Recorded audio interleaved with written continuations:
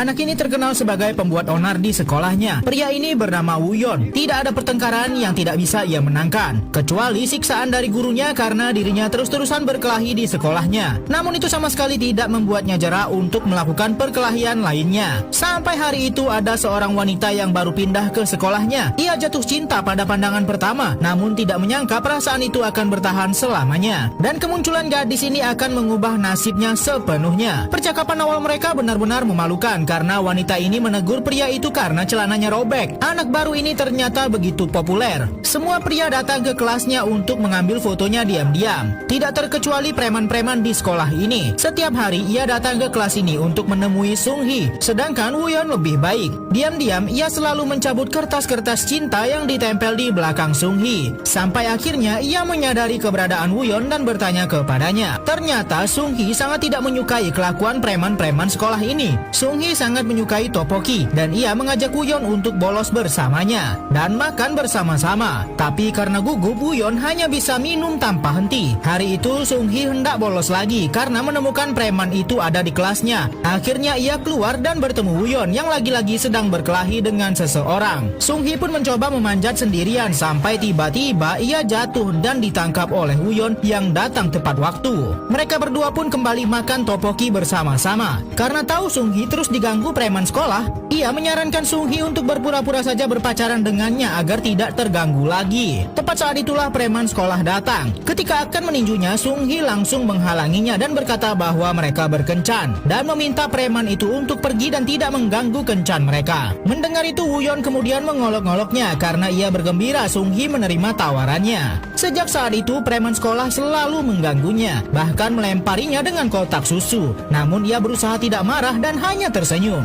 Ia bahkan mengambil kotak susu itu kemudian berterima kasih kepada mereka. Tentu saja Woo-yeon kemudian mengatakan bahwa jika tidak ada dirinya, mungkin Sung-hee yang akan dilempari kotak susu tersebut.